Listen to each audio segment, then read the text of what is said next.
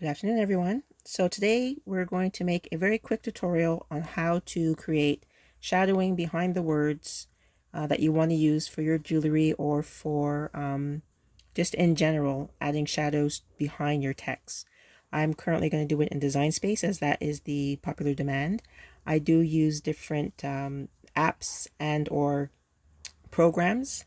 On my tablet, I like to create my fonts with or my wording with Fonto, which is Phonto.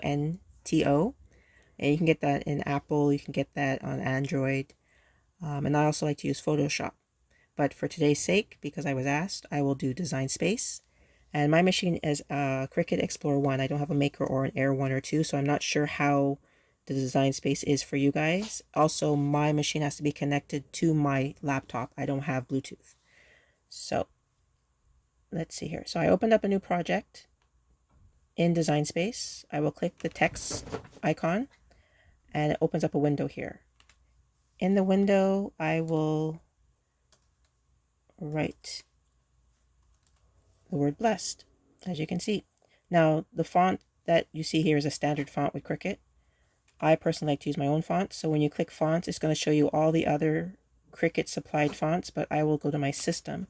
When you go to system, it's going to show you all the fonts you have on your tablet or on your laptop or keyboard, your desktop.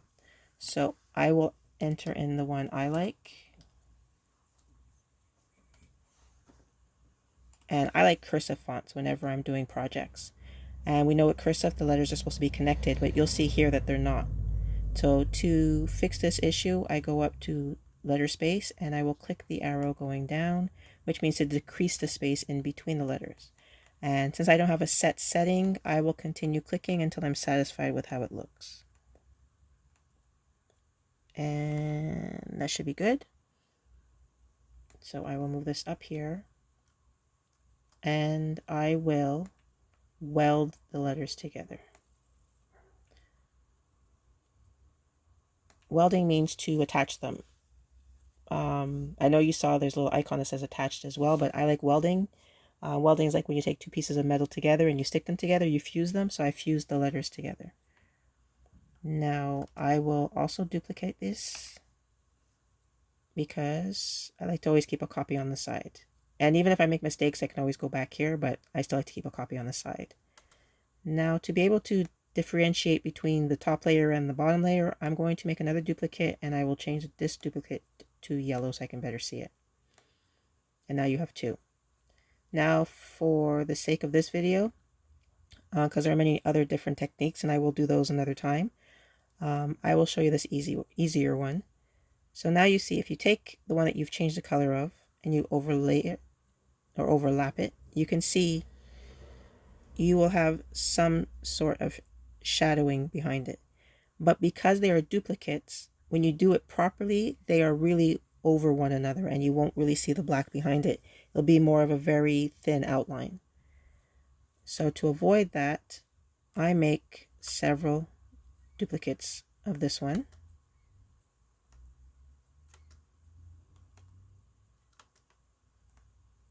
And then I can play around. So once again, I will take this one and I will kind of offset it to the side. And you can see now there's a shadow. It doesn't matter where you put it. You can put it anywhere you want. It all depends on where you want to start. Now this way of doing it is somewhat tedious, but it's the only way I figured out in regards to Design Space, that is.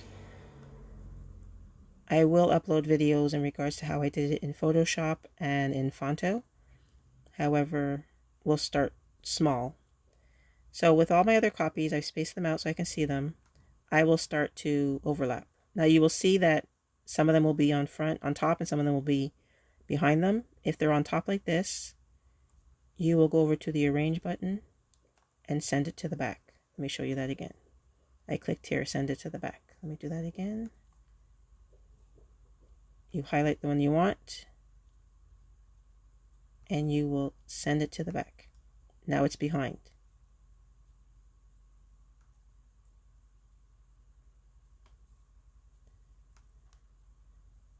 So I will go back to the one that I wanted to work with.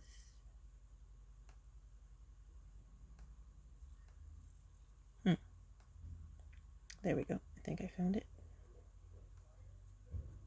And then you just keep on playing around with it until you get the shadowing that you want. All right. I do anywhere between 7 to 10 layers, and I keep on playing around with it until I'm happy. And like I said, it can be somewhat tedious, but it works. Now I would continue working on it because I'm missing space here. Let me just add this one just so that you can somewhat see a final product.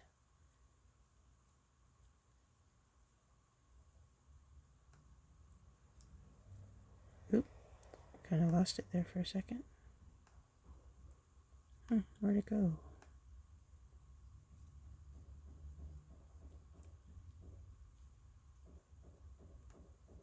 There we go. Let's try to fix this issue.